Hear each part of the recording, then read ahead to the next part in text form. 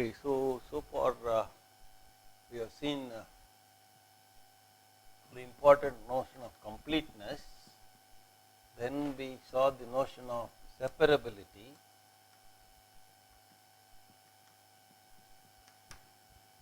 okay.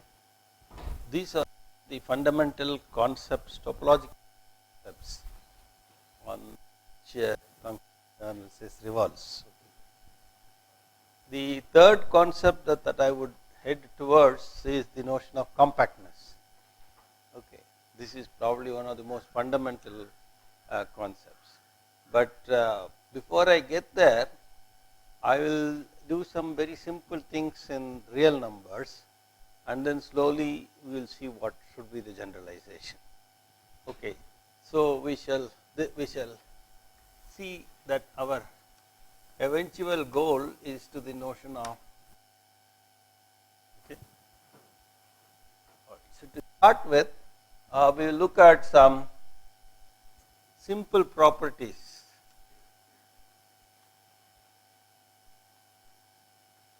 of closed intervals in R. Okay. This is what we will start with. But before that, what we do is we give some one or two notions which will be necessary when we eventually generalize some of these things. Probably I already mentioned this. So the first notion is the notion of the diameter of a set.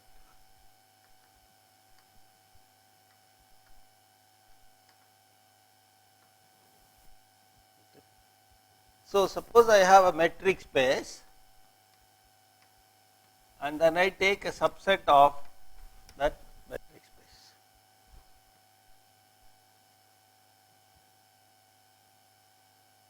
So first I take a subset of a metric space, and then if I take any 2 points in the metric space, give rise to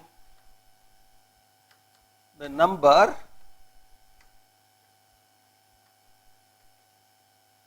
the distance between x and y, which is a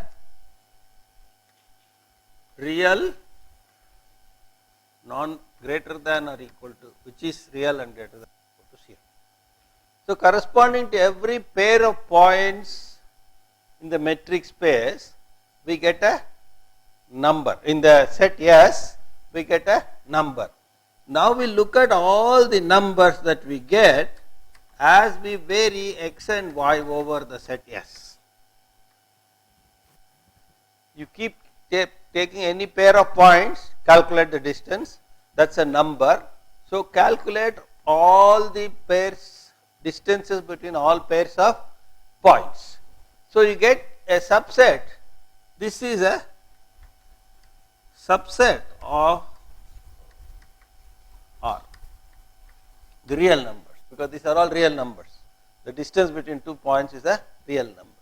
So by varying all these pairs of points in that space, I get a whole collection of real numbers. These are non-negative real numbers. So when I have a set of real numbers, they may be either bounded or not bounded. Okay, so if this set of real numbers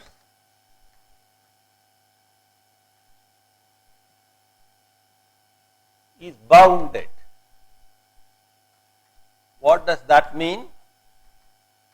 That there is certain barrier beyond which they cannot cross. Okay, there exists a k greater than or equal to 0 such that rho xy is less than or equal to k for every xy in S. Okay, so that the distance between any 2 points cannot cross k. Okay, then the set is called bounded. Okay, then we say if this happens, then we say S is a bounded set.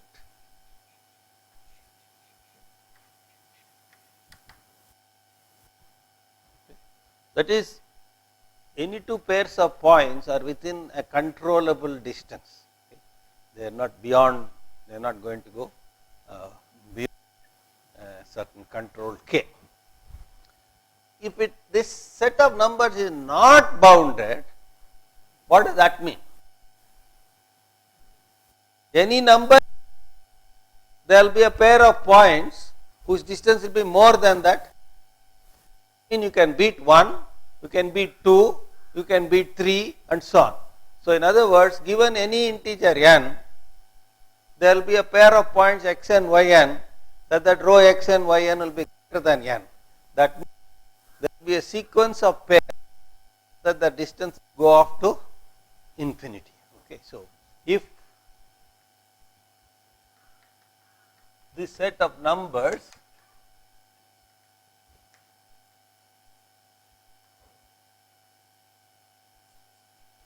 is not bounded, then for every positive integer there exists xn and yn such that row xn yn will be strictly greater than n, right.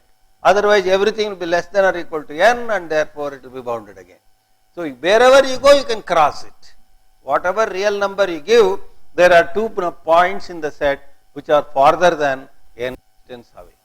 This means that is, there exists xn yn in S such that row xn yn tends to plus infinity, converges plus infinity. Okay. Now, in this case, the set S is bounded, the set of real numbers is bounded. Whenever you have a set of real numbers which is bounded, it will have upper bound. That least upper bound is called diameter of the. Okay. So, when S is bounded,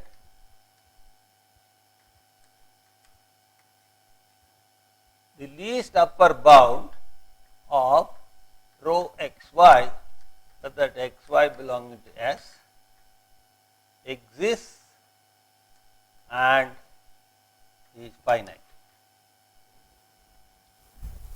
It is really finite. This is called, this least upper bound is called the diameter of the set. The set S and is denoted by ds.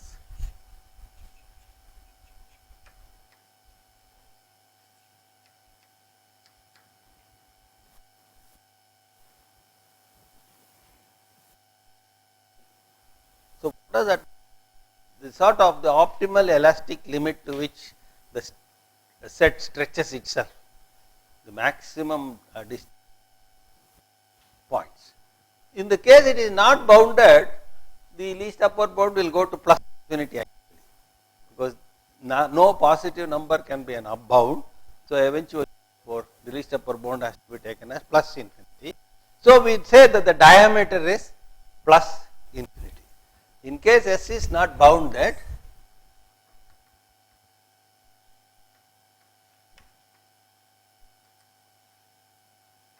we say diameter of the set S is plus infinity. This comes from the notion of the take a circle, okay, and the largest distance between 2 points is the diameter. That's how the word diameter.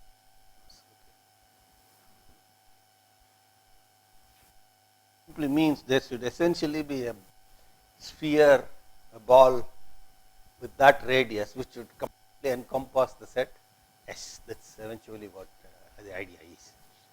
Okay. Let us look at 1 or 2 examples. Let us take the real numbers. The first example will always be the real numbers with the metric. Now, if we take S to be the closed interval or S to be one side open, other side closed, or S to be fully open. In all these cases, the diameter is 1. Okay. In all these cases, the diameter is 1. And any infinite set, any infinite interval will have diameter infinity. Any finite set will have diameter the maximum distance between the pairs of points. Now, let us look at, so all these sets are bounded sets, therefore the diameter is finite. In the, let us take L infinity, just one more example, which this particular example will be looking at again and again. Let us look at the L infinity. What does that mean? It is a set of all sequences which are bounded, and the norm used is the supremum norm, the least upper bound norm. Okay. In this, look at the set S, which consists of all these UNs, where, let me put it as U super n. So, what is U super n? It is a sequence, okay, n equal to 1, 2, 3, etc. So, I am going to take number of elements in that, and what is UN? UN is that sequence which has the nth component. Except the nth component, everything else is 0, and the nth component is 1. These are all in L infinity. So, I am considering a set S consisting of all such sequences, and this is a subset of the L infinity space.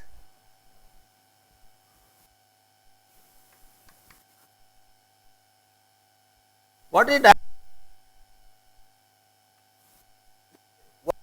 Because you take any 2 points, the distance is 1. So, the maximum least upper one, everything is 1. So, the diameter of this set is 1, and therefore, this is a bounded set, and hence this is a bounded set.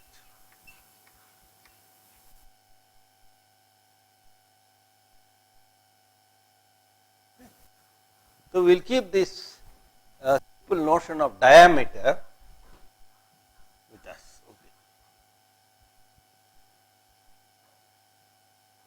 So, I am ready to look at some properties of closed intervals on real line, and to generate things we will need notion of diameter eventually. Okay. So, the first simple thing that I would do is start with I1, I2, In, some finite number of closed intervals, finite number of bounded closed intervals.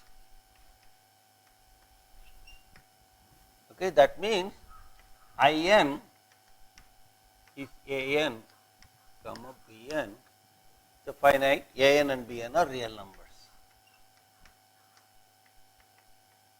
So, I am going to look at a finite number of closed intervals n equal to 1, 2 up to capital N. So, I am interested in a property called intersection property. So, I am going to look at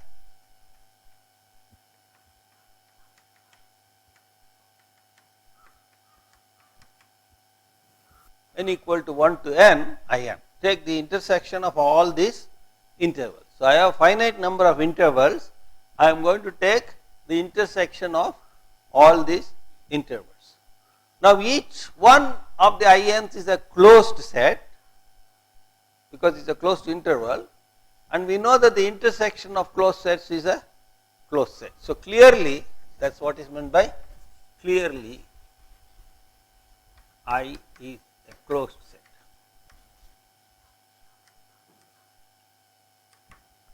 Now, we want to see how this I looks like.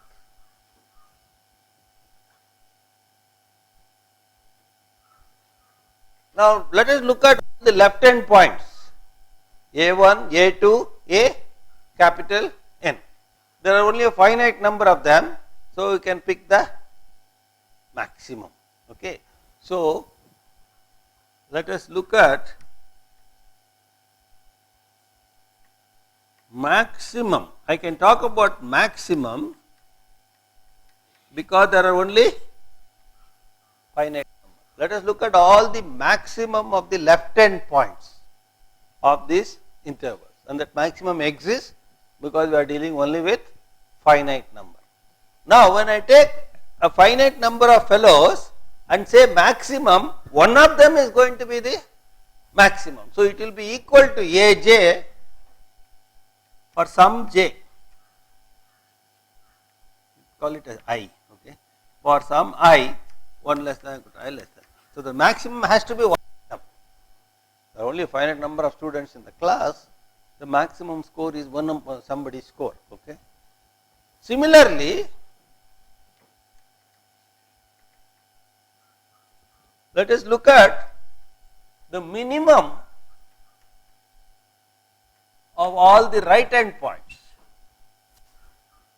and that also has to be one of them.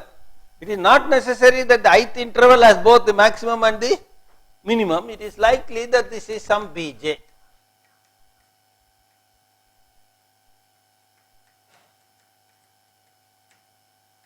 Okay.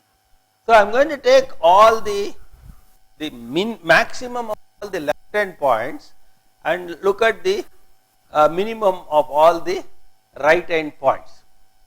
Okay.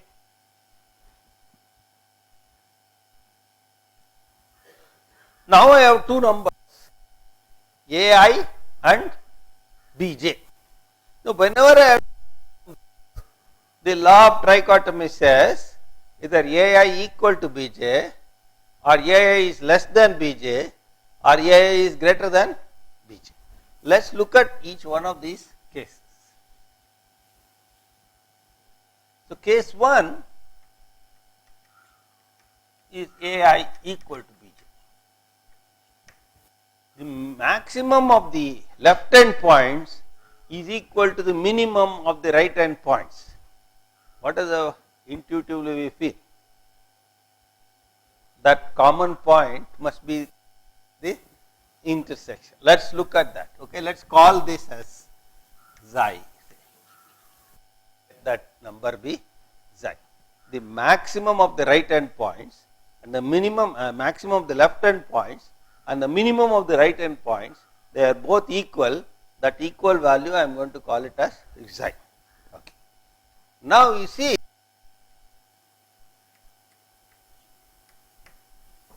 xi equal to Ai by definition, and Ai is greater than all the other A's, because Ai is the maximum of all the, so this is greater than or equal to An for every n equal to 1 to n.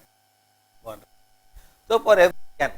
So therefore, An less than or equal to xi for every n.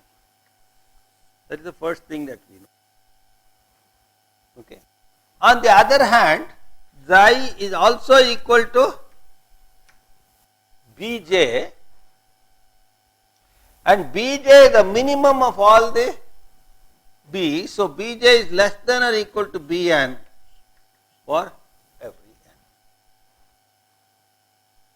Therefore, An is less than or equal to xi, less than or equal to Bn for every n, which means this point xi lies in every one of the intervals In. In is An. Bn, so this says xi belongs to In for every n, and therefore xi belongs to the intersection n equal to 1 to n, which I called as I. Okay, belongs to that intersection. So we know one point in the intersection, namely that common point which turns out to be the maximum of the left hand points and minimum of the right endpoints. Now, not only that, further, suppose I is less than ai.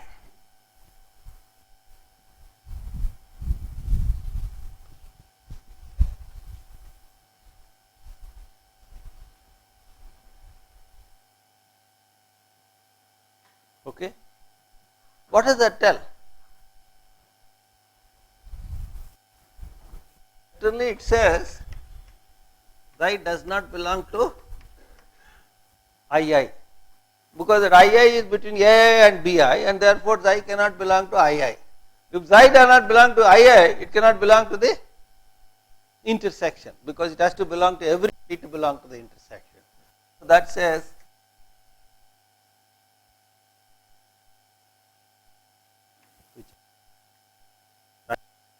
to I. Anything I should not call xi, I will call it as x, because xi is that fixed point. Suppose x is less than xi, which is equal to ai, that cannot go there. And what about if x is greater than or equal to xi? If x is greater than or equal to xi, that says x is greater than or equal to x is greater than xi, x is greater than bj, because xi is bj. If x is greater than bj, it cannot belong to ij. So that says x cannot belong to ij, and therefore x does not belong to the intersection. So therefore x does not belong to I. So if x is less than xi, it will not belong. If x is greater than xi, it will not belong, but x is equal to xi belongs. So the intersection is precisely the single point xi. Okay. So therefore the conclusion that we have got is, in case 1, what we have is intersection ai equal to bj equal to psi. Say, in that case, the conclusion we have got is n equal to 1 to n, in is precisely the single point psi.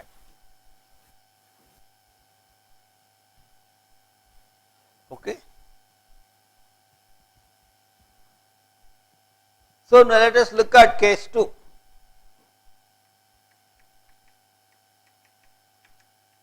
In which ai is bj. Okay.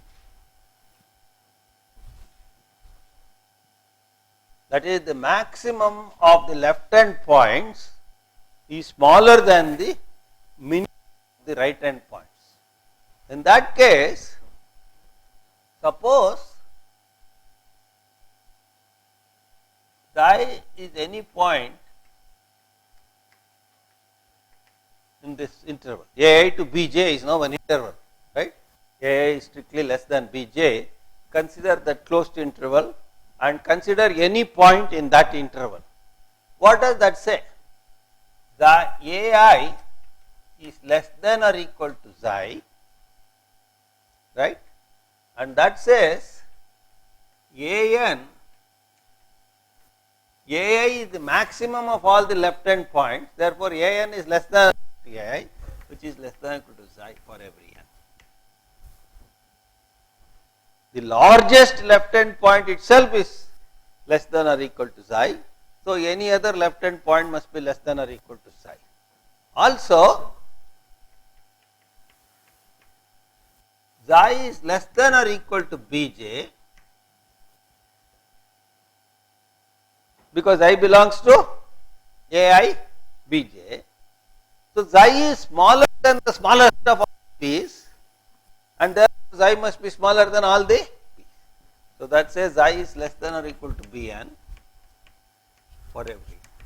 So it is greater than or equal to an and less than or equal to bn, therefore an less than or equal to psi less than or equal to bn for every n, and that says xi belongs to in for every n. That says xi belongs to the intersection n equal to 1 to n I n, okay, I belongs to I. Okay. So therefore, if you take any point in this interval, that intersection, any point in that interval is a part of that intersection. Now, as before, xi is less than ai, previous argument, it does not belong to I and therefore it will not belong to intersection, implies xi that belong to I implies xi does not belong to intersection in, implies I does not belong to I.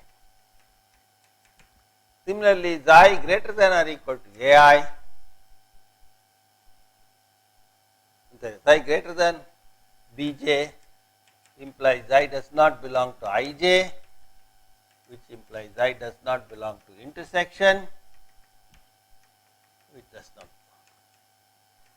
So what have we got? Everything is in that interval is in I, but anything outside is not in I, and therefore the intersection is precisely that interval ai bj. So any point in this interval is in I. Anything outside, the left side or on the right side, not belong to I, and therefore the conclusion here is the intersection in I is precisely that closed interval ai bj. Okay. Now what is the case 3? ai is greater than bj.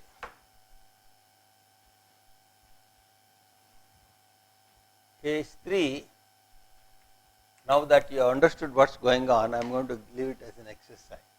ai greater than bj, show that intersection n equal to 1 to n I n is empty. Nothing can belong. Okay. See why. Similar arguments you can put together and get the result. So what is the conclusion? If we start with a finite number of closed intervals, their intersection will be either a singleton or a closed interval or empty. So that's what I am going to summarize as property 1. So property, this is the simplest starting point for all this major Cantor's intersection theorem, etc., etc. Okay.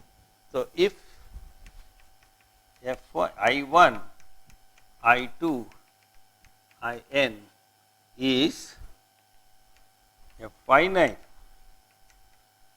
collection of bounded, closed in R, then the conclusion, now I will write intersection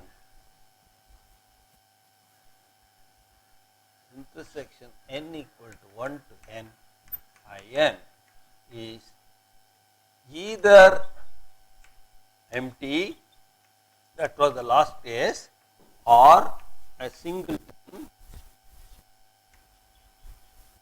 or a finite closed interval.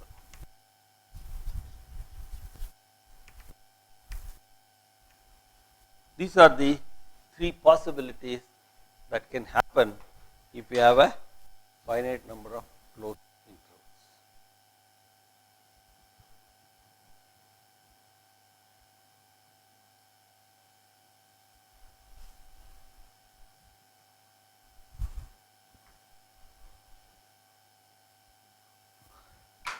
In particular, what will happen if the intervals are one inside the other? That is, I1 contains I2, contains I3. So what will be the intersection? the smallest interval will be this. So note, if in in in for n equal to 1 to n minus 1, then intersection n equal to 1 to n in is actually I capital N. That's the smallest. The smallest interval has the biggest left hand point and the smallest right hand point. So that's a trivial case. Okay. So now we are going to look at this in the infinite situation. Suppose I have a sequence of closed intervals and I will say one inside the other. So let in be the sequence of bounded closed intervals.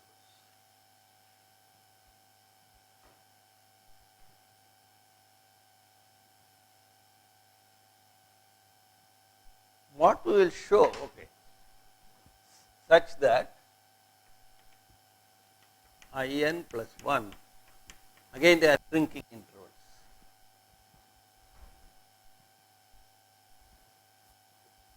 We would like to see what is inside. Now let us see, for example, if we take a sequence of open intervals which are shrinking. Suppose you take a sequence of open intervals. I will give you a sequence of open intervals, say 0, 1, that is the first one. The next one is 0, half.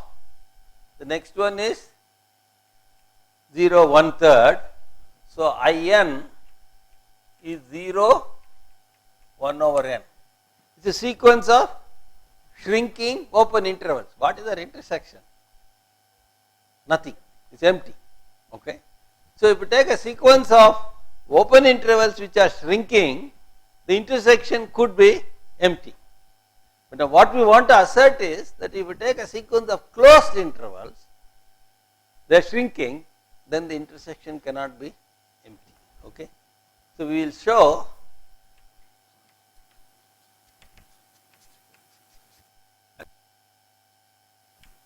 intersection n equal to 1 to infinity in is not empty.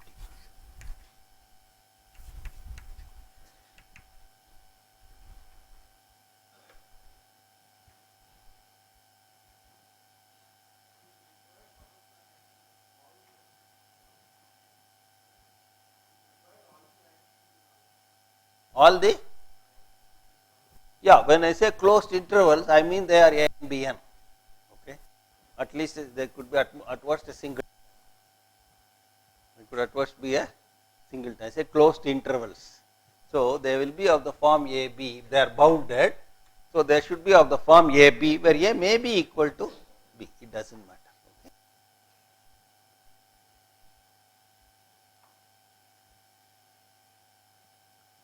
Okay, so that's one of the properties which we will see. Why does that happen? What will be the typical proof? If you now look at the same way before, how did we locate the intersection? We looked at the maximum of the left hand points and the minimum of the right hand points. Now we look at the left hand points. They are all moving to the right, right? So the right hand point, the left hand points form a non-decreasing sequence, okay, and they are bounded above.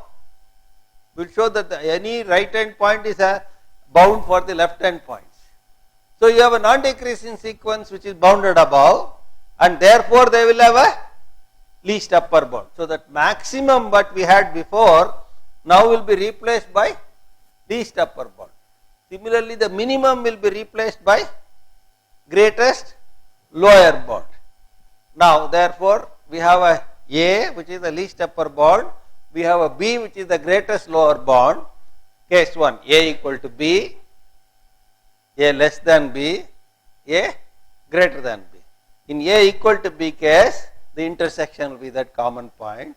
If A is less than B, the intersection will be that interval. If A is greater than B, the intersection will be empty. Okay. So therefore, as before, we do the following.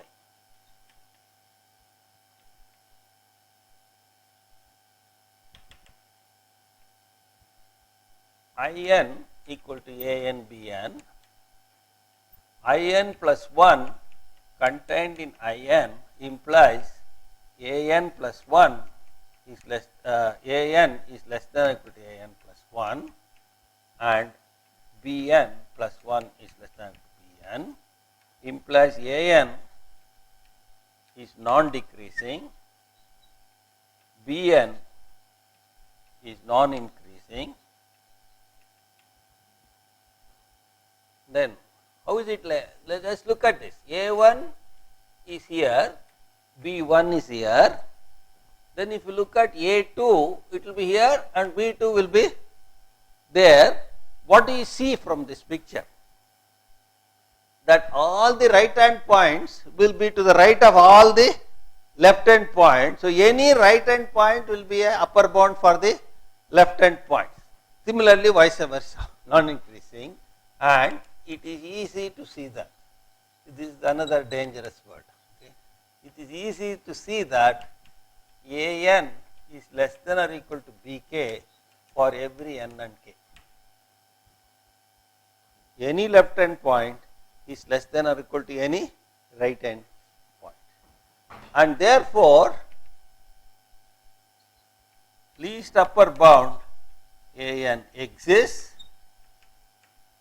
equal to A, and the least upper bound will be smaller than any upper bound. So, will be less than or equal to bk for all k, and this bk will be less than or equal to the greatest lower bound. Let me put it. So, A will be less than or equal to bk, and similarly the greatest lower bound of bn's exists equal to b, and A will be less than or equal to b, because A is one of the lower bounds for B case, and therefore the greatest lower bound will be less than or equal to b. So it's A is less than or equal to b. Okay, so therefore that A greater than B case is out. That was the only case that would be just a empty thing. That has been knocked out, and that's what makes it non-empty. Okay, so 1 A equal to B, then intersection n equal to 1 to infinity in is equal to this point, and if A is greater than B, A is less than B, then intersection n equal to 1 to infinity in is equal to AB. And that part which gave the empty set in the previous case is ruled out, because A is less than or equal to B.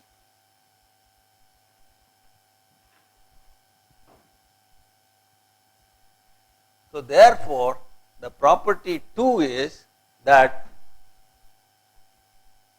if you have, this is, let's call it property 2. If you have sequence of bounded closed intervals, then now we can write then intersection in is non-empty. In fact, it is a singleton or a closed interval, and equal to singleton or a closed bounded interval. In fact, you can interpret a singleton also as a closed bounded interval, AA. Okay. Okay. Now we are going to look at a very special case of that. In all these cases, this A is the upper bound, right? A is the least upper bound of all the ANs. So an is less than or equal to a, and a is less than or equal to b, and b is the lower bound for the bn. So an is less than or equal to a, less than or equal to b, less than or equal to bn. So from this we immediately see that b minus a is less than or equal to bn minus an. What is that bn minus an? That is the diameter of the in. So I will write it in the, so that says b minus a, which is non-negative because b is greater than a, is less than or equal to diameter of in. So what happens if not only they are shrinking, but they are shrinking such that the diameters go to 0. The length of the intervals is going down to 0. What will happen then? This will go to 0 and this will get sandwiched between 0 and 0. B minus a will become 0 or b equal to a. So the intersection will be a singleton. Okay. So if din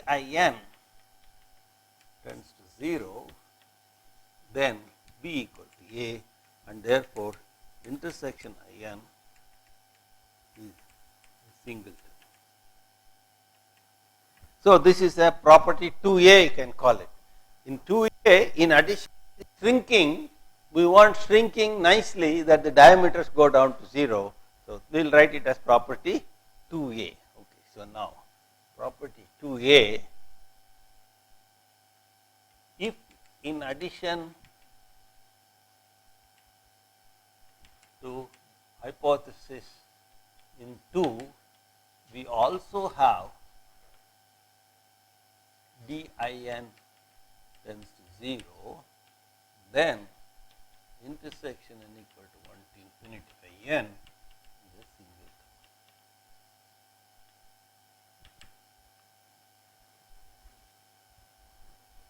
Okay. Which is not true if the closedness is not there. If we are taken open intervals, they may be shrinking. Remember the example I gave you, 0, 1, half, 1/3.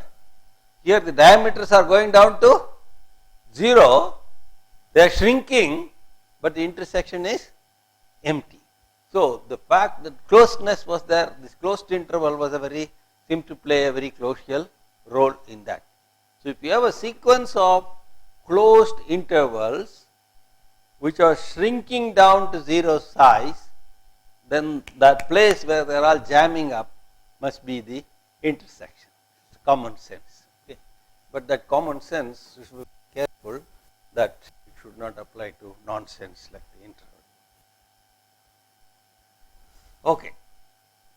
We are going to push our luck further and further with this theorem, and the final proper generalization is what is known as the Cantor's intersection property in a metric space. Okay. Now we are going to look at an important consequence.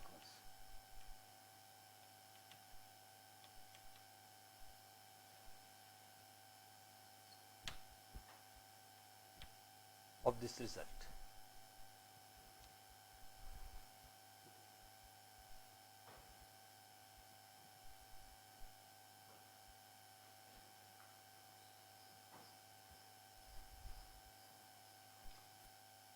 So let us again, we are still with R, we will see what are the implications, what works and what does not work when you are going to a general metric space a little later.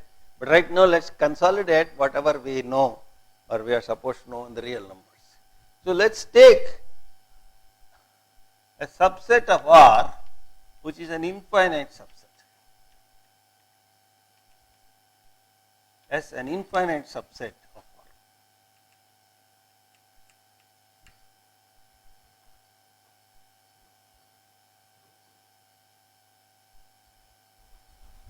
And bounded, any bounded infinite subset of R.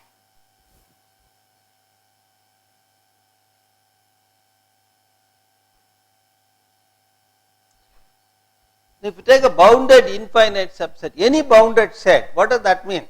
I can capture it in an interval. There will be a closed interval in which you can enclose it, okay, because there is a case of that everything is less than or equal to k. Okay. So, there exists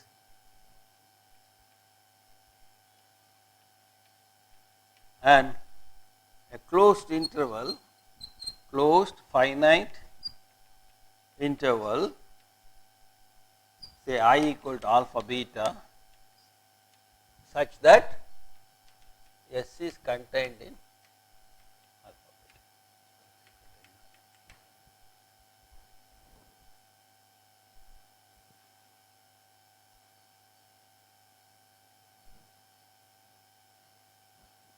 This is contained in.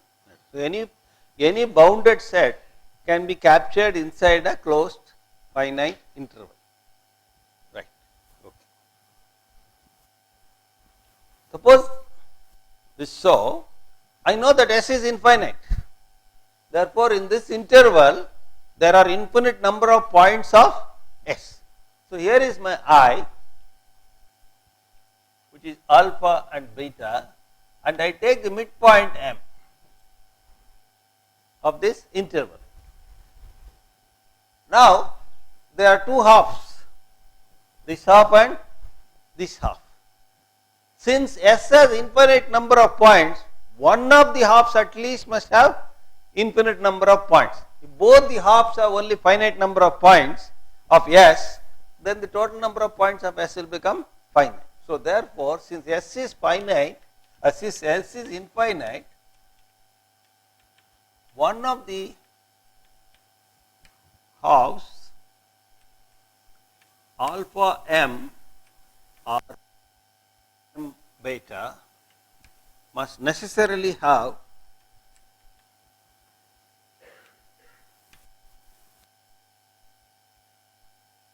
S.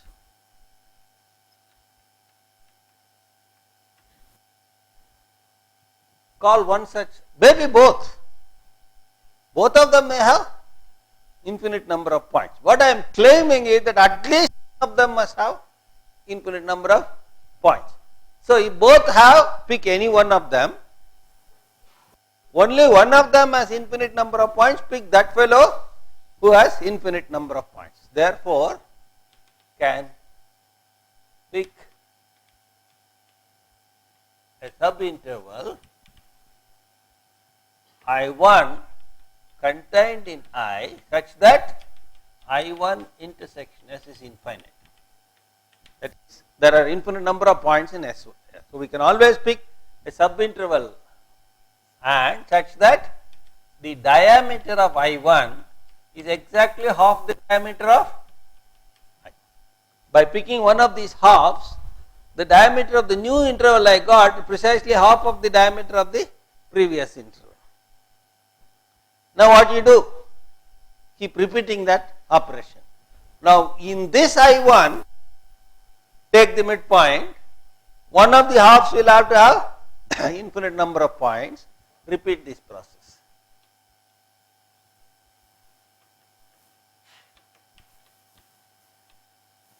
To get a sequence of closed intervals I1, In, let us say, such that 1 In plus 1 is contained in In, because each time you are taking a subinterval of the previous fellow.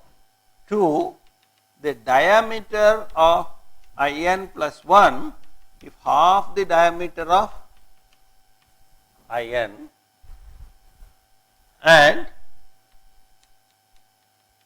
In intersection S is infinite for every time you are going to pick up a subinterval number of points S. So, I am going to get a sequence of halved intervals in each of which we have infinite number of points of S. Now, what does the second condition tell us? Half of dn will be less than or equal to 1 square n minus 1. If you go on doing this, it will be less than or equal to 1 by 2 to the n di, the initial interval we started it. happens to it as n goes to infinity? This is fixed, 1 by 2 to the n will go to 0. So, this is the same thing as saying din tends to 0, because first time it is something, then half of it, half of it, half of it, half of it and so on. So, the diameter of these intervals is going down to 0, and therefore, we have property 2a. Even without 3 now, we have a sequence of intervals, one contained in the other, the diameter goes to 0, and therefore, the intersection of all these fellows must be a single point. Therefore,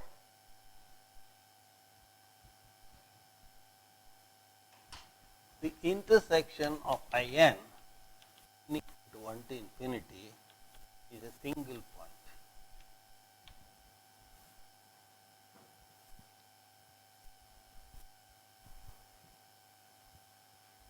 Okay.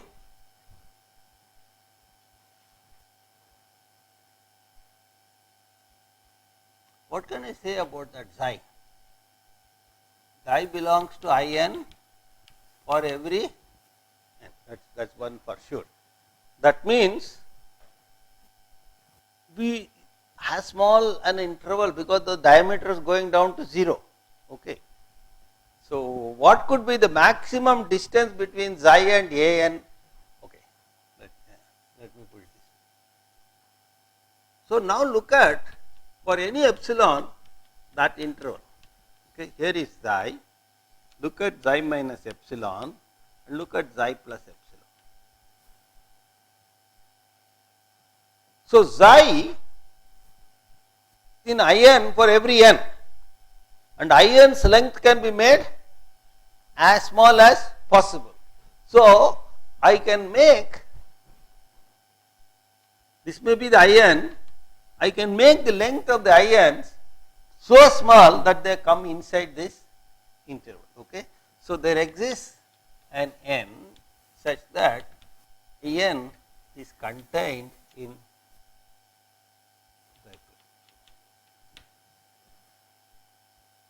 because the intervals are shrinking and xi is a part of it. So, they must include it.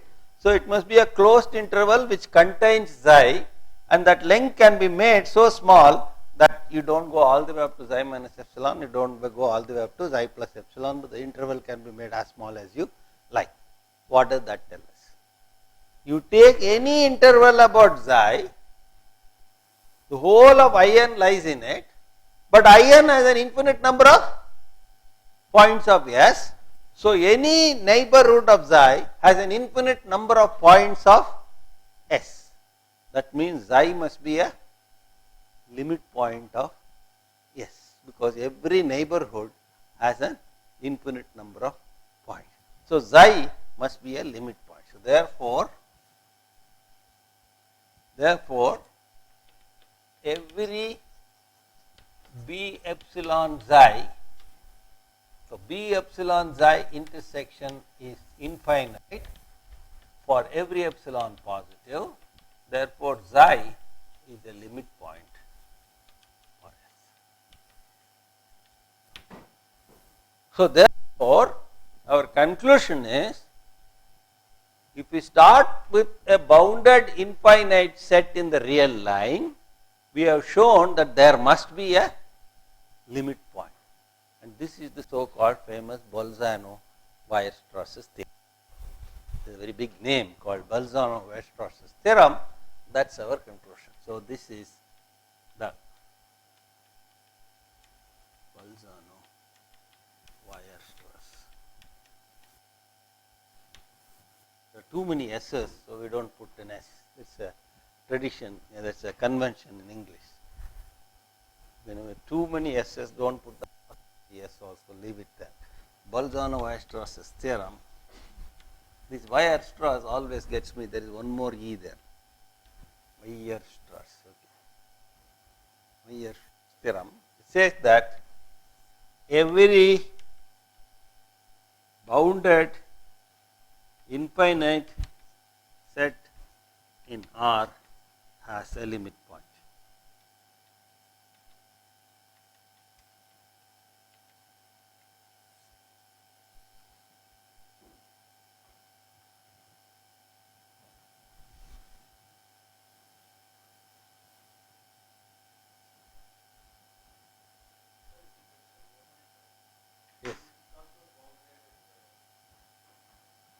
Yes. Yes. Yeah, but I didn't say that the converse is false. All I said was, yeah, definitely every open interval has a limit point. Every point in the open interval is a limit point. Okay. So all it says is whenever you have an infinite set, and if it is bounded, not necessarily an interval, as long as it is a bounded set, and if it is infinite number of elements, it is bound to have a limit point. There is no question. It cannot say I don't want to have limit point. Now I will give you an example that this is false in general metric space. This is false in a general metric space. So look at caution. This is not necessarily true. I shouldn't say false. This is not necessarily true in a general metric space. For example, let us look at x rho to be L infinity or our example which we saw last time a few minutes back when we were talking about the diameter of a set. In that, consider that same set we had before. Remember un n equal to 1, 2, 3, etc. What is un? It is a vector. Un has components 0, 0, 0, 0, 1 as the nth component and 0, 0, 0, 0. Now, and so on. Is S infinite? Yes, because there are infinite number of such vectors. You can go on pushing the component 1 to the right side. So, S is an infinite set. Is it a bounded set? Yes, the diameter is in fact 1. So, it is a bounded infinite set. But it does not have a limit point because everybody is sitting at a distance of 1 from each other. So, they cannot cluster at any point at all. Okay. This is a bounded infinite set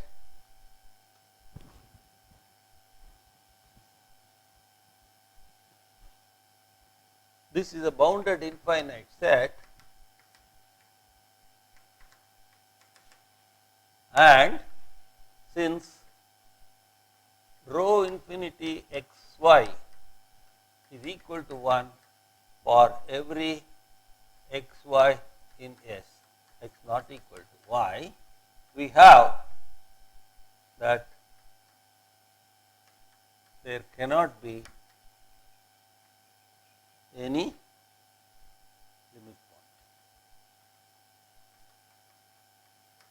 for S. Because if there was a limit point, then you can draw a 1/3 diameter, 1/3 radius circle around it, disc around it. At most, one of the fellows can go and sit there. Infinite number of fellows cannot sit there at all. So, at most one fellow can sit and therefore, it cannot be a limit point. So, no point can be a limit point.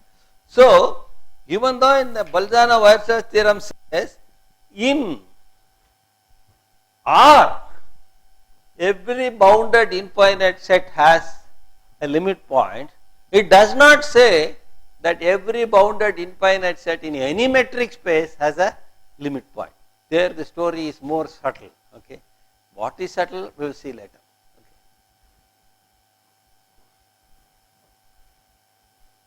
So these are only preparations to see those how we should correct ourselves when we go to metric spaces. Okay. Any other questions? I thought somebody asked the question. So we must be very careful. Bolzano-Weierstrass theorem for the real numbers say that every bounded infinite set on the real numbers has a limit point. Bolzano-Weierstrass theorem for a metric space does not say that every bounded infinite set in a metric space has a limit point. In fact, it cannot say because that result is false. This one example will go on giving all counter things in this sequence of arguments. Okay. Now, we had property 1 which said that the intersection of a finite number of closed intervals is either empty or a singleton or a closed interval. Then we had property 2, which said that the intersection of a shrinking sequence of closed intervals must be a closed interval or a singleton.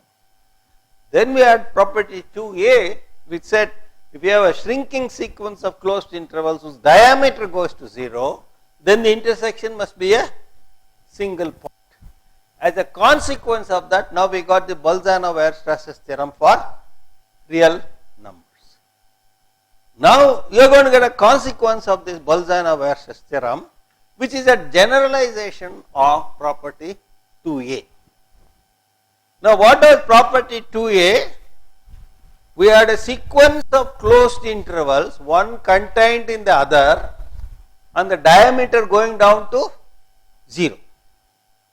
Suppose I remove intervals there and say a sequence of closed sets which need not be intervals. So now your question comes, empty or non-empty.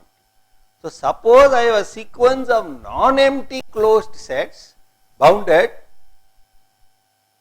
whose diameter shrink down to 0 and one contained in the other, then still the intersection will be a singleton. So a more general version of 2a. Okay.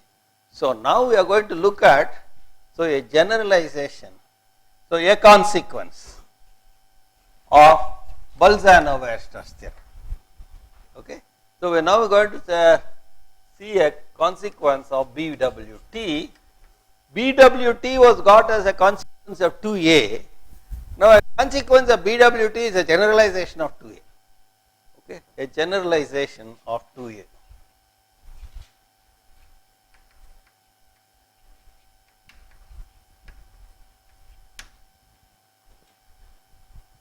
Okay. So suppose Fn is a sequence of closed, non-empty, bounded, closed sets in R such that they are shrinking. Fn plus 1 is contained in Fn for every n, and 2, the diameter of Fn tends to 0. We shall see then that intersection n equal to 1 to infinity Fn equal to a singleton.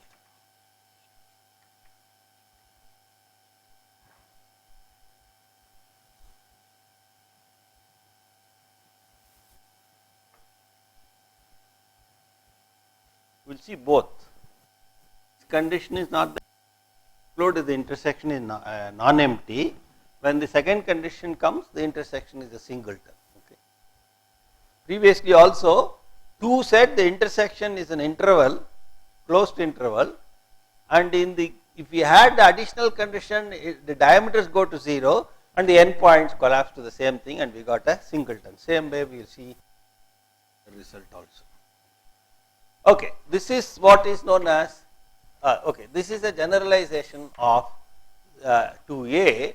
This is basically the Cantor's intersection property for the reals. Okay. But again, a word of caution.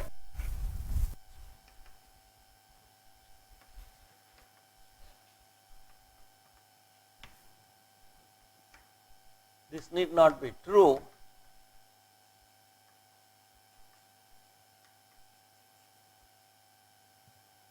in a general metric space.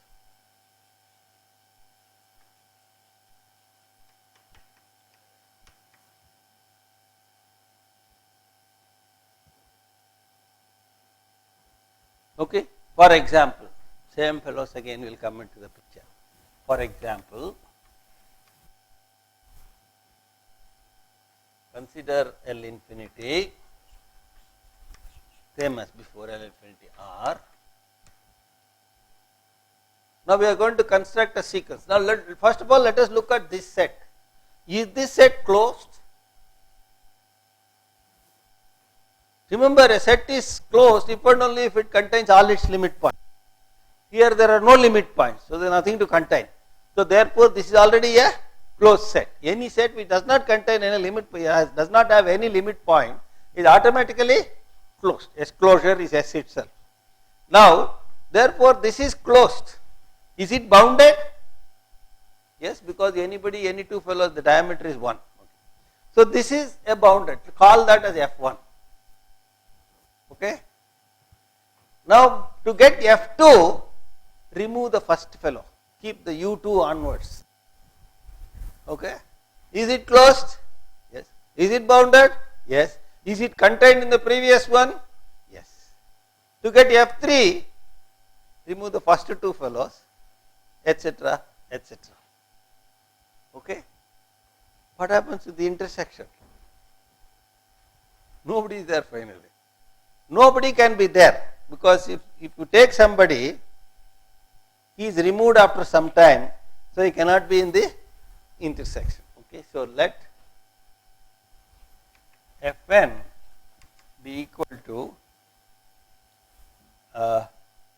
uk k greater than u1 is greater than or equal to n.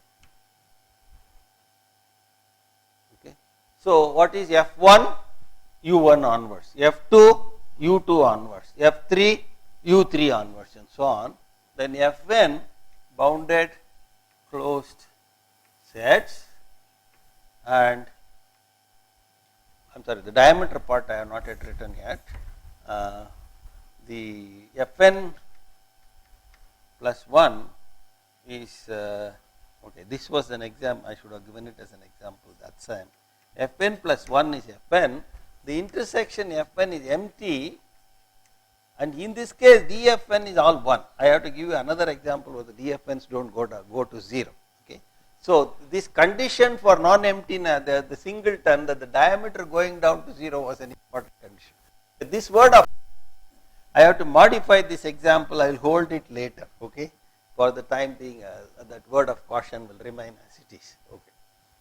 Now, I will just indicate a proof of it. Okay, that if you have a sequence of closed sets in the real line, all are non-empty, all are bounded, and they are shrinking, and their diameter is going down to 0, then the intersection must be one single point. Okay, first of all, let us even hold the diameter going down to 0. What does that mean? I have F1, I have F2, and so on. One inside the other. These are all closed sets which are shrinking inside the other. Now what I will do is, since F1 is bounded, all of them must be, of course all of them are automatically bounded, they are shrinking. Okay. So that's all are and Fn contained in F1 all are bounded. Okay, I don't have. Okay, now Fn's are non-empty. That is part of the hypothesis. So I can pick an element in Fn. It must be at least one element. Each one of these Fn's must contain at least one point. Okay, so therefore I can choose Xn belonging to Fn.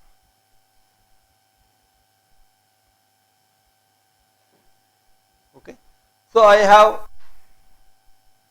X1 which is coming from F1, X2 which is coming from F2, and so on and so forth.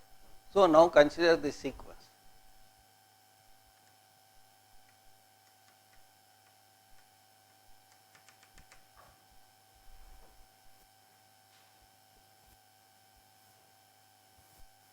It may happen,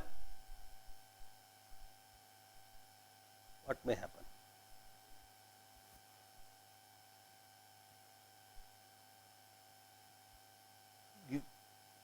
This is something. For example, I may take F1 to be a big interval, closed interval, might be, it may happen like this. F1 is a big interval, F2 is a smaller interval inside that, and F3 is just a point in the previous interval. The singleton is a closed set, and then what should happen to F4? Since he should be contained in F3, he has to be the same point. That means I have to choose X3 and X4 to be the same point, and also X5, and therefore also X6 and so on. So it may happen that beyond a certain stage, all the members of the sequence are the same, right? Or it is possible that there are an infinite number of terms which are different. Okay, so these are two possibilities that exist. Okay, so it may happen.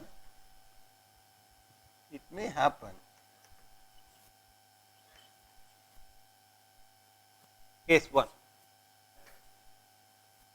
x equal to some x n naught for all n greater than or equal.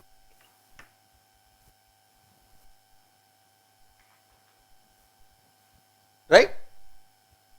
In that case, how does the sequence look like? X1, X2, X3, Xk, Xk, Xk, Xk, Xk, etc. and so on and so forth. And therefore, the Xk limit point of this sequence. And not only that, where does Xk belong? Xk belongs to Fk, it also belongs to Fk plus 1, it also belongs to Fk plus, and so on and so forth. So Xk belongs to Fn for every n greater than or equal to k. So what can we say? Therefore, Xk is a limit point of what? F1 is a limit point. So you, okay, he says Xk belongs to, good, Fn for every n. Why? Why? Because it is shrinking. Good. So therefore, what can I say? Xk belongs to the intersection, and therefore the intersection is not empty. Okay. So in this case, therefore intersection is not empty.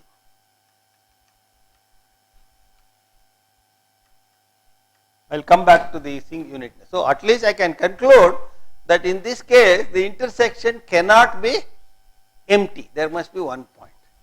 The other case is the infinite number of, there will be an infinite number, maybe I chose one here, the same thing for here, a representative for this as well as this, but in the next stage I might have chosen a different representative. So the case 2 is there exists a subsequence x1, xn2, xn3, etc., such that xnk belongs to fnk, of course x1 belongs to f1, and all are different. Right? There must be go on at different stages picking different elements as we go along. So there should be an infinite number of them. However far you go in that sequence, they can pick up one more new fellow. This is different from the previous case. In the previous case, that after some stage you can't pick any new fellow. Here he says, however far you go, you will pick a newer fellow. So you have got a subsequence which is now an infinite set. These elements form an infinite set. They are bounded because they are all lying in F1. F1 itself is bounded. It is a bounded infinite set. What does Bose-Navier-Stephan say? It will have a limit point, and that limit point will be in the intersection. Okay. So I will just indicate the proof. Okay. So then by BWT x and k has a limit point, this set x and k has a limit point I, and then claim it is easy to see that xi belongs to the intersection n Fn, and therefore Fn is non-empty, intersection Fn non-empty. So far I have used the condition that the diameter goes to 0. All I have used is that the intersection will be, if we now take the additional previous time, you can show that what did you do the previous time? These 2 points, if you have 2 limit points, they belong to Fn and the diameter is less than any small number I can make, because the diameter is going down to 0, and same argument will carry over and show that if dFn goes to 0, then intersection Fn is singleton. Okay. So that's the main theorem, which is now encompasses the closed intervals, everything. Start from finite, get a picture, then go to infinite, then see shrinking, then shrinking down to 0, the diameters, then general you get a Bolzano-Versus theorem out of it, and from that you get the general closed set. So if in real numbers, the main theorem therefore is, these are all simply preliminaries. The first main theorem is this. This is the Fn closed on empty bound R, Fn plus 1 contained in Fn for every n, diameter of Fn goes to 0.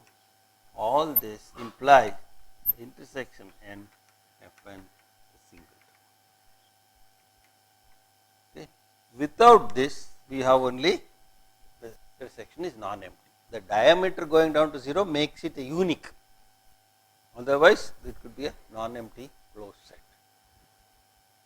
Okay, so that's the famous Cantor's intersection property.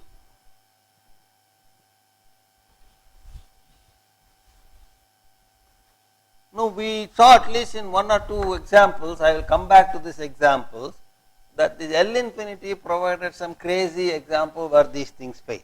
For example, Bolzano-Weierstrass theorem failed. We had a bounded infinite set, namely that 0, 0, 1, 0, 1, 0, 0, 0, 0, 1, etc. It was a bounded infinite set, did not have a limit point. What went wrong? Whereas this was true in the real case, that a bounded infinite set had a limit point, but when I went to metric space, I could find that a bounded infinite set did not have a limit point. So what I am going to do is, I am going to look at boundedness from a different viewpoint. I am going to look at boundedness from a different viewpoint, and in real case, these 2 viewpoints will be the same. Whether you view it this way or view it that way, both mean the same thing, but in a metric space, that viewpoint will be different from this viewpoint, and it is that viewpoint which will take you further. Okay. So what does that viewpoint? I will just start. Suppose let us look at the real line. Okay. Bounded, I will again go through this next time. Boundedness in a different viewpoint. Boundedness in R first. So I have a set S in R, S bounded.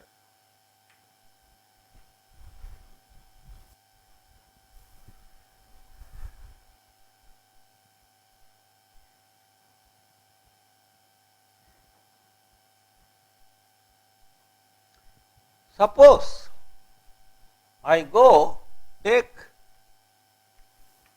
radius. and I simply take any point x in the metric space, so x, okay, R, take any point x in R, okay, and then simply take that x minus epsilon, x plus epsilon. So I am going to write it in the metric space language itself. So take any epsilon, any x in R, and look at the ball, open ball of radius epsilon about the point x, right. So in this case it is just like an interval about the point x. There are two possibilities. One is now all of S goes and lies in this, or some part of S lies outside that, okay. So the two cases are S is contained in B epsilon x, or there exists an x2 belonging to S, such that x2 does not belong to B epsilon x, right.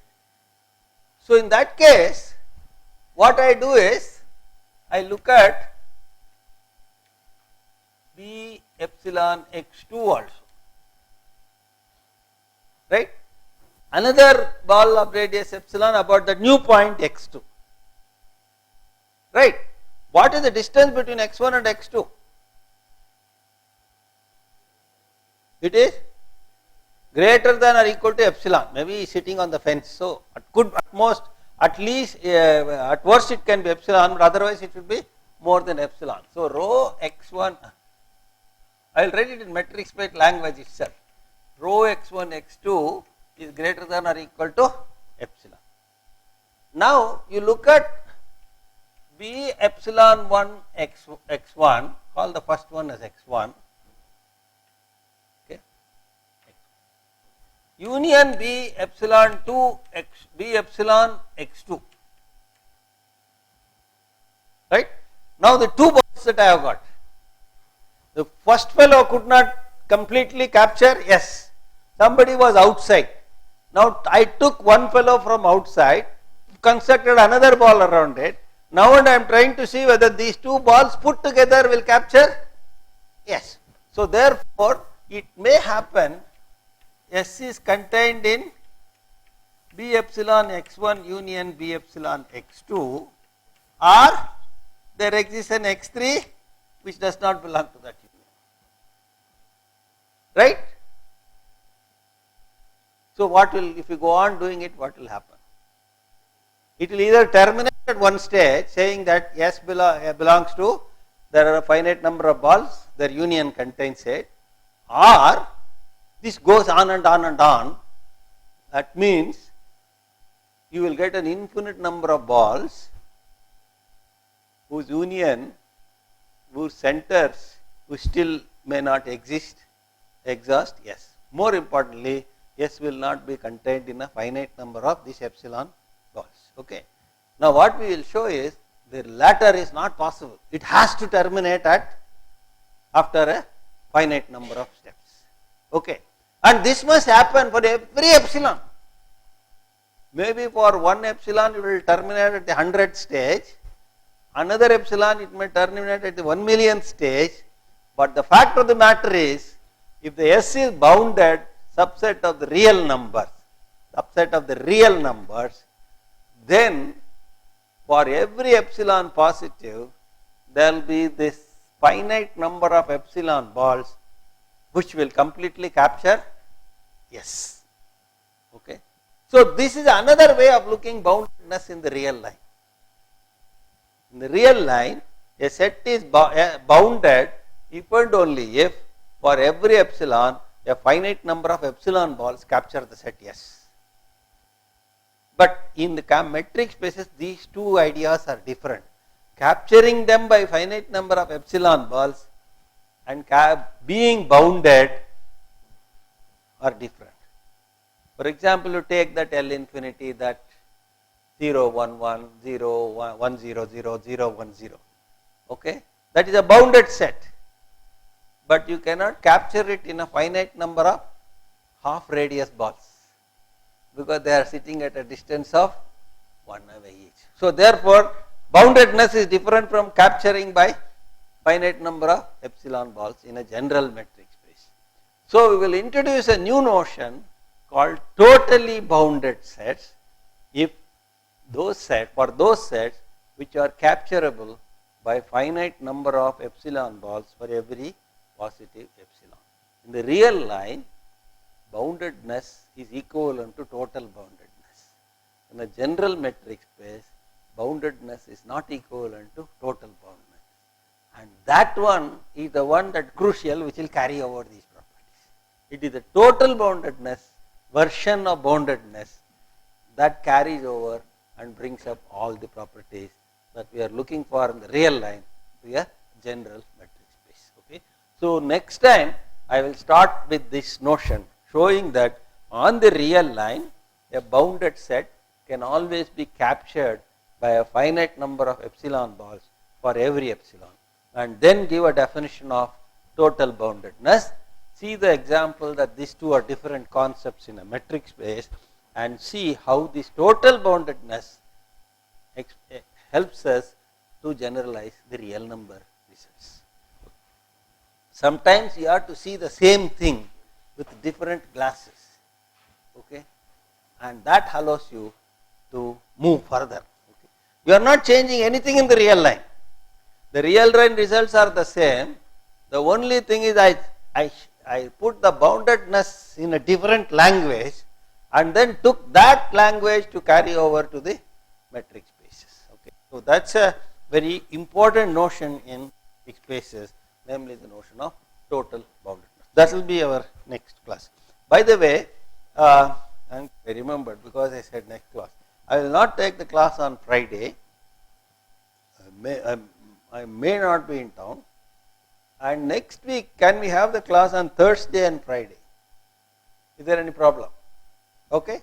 So no class this Friday, but next week the class is on Thursday and Friday. Okay, this is for you also to remember. Huh? The problem is Friday I will be going out. I do not know whether I will return by Wednesday. I will be returning on Wednesday, but with the tremendous amount of uncertainties with our airlines and their timings, I do not know, even though I am scheduled to arrive by 11:30, I will be here by 3:30. So I don't want you to keep you waiting and then come here and waste your time and all.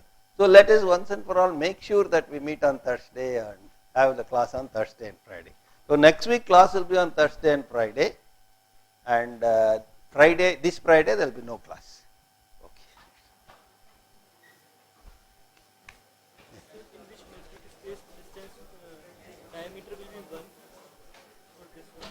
L in maximum of the difference in the coordinates. When I put L in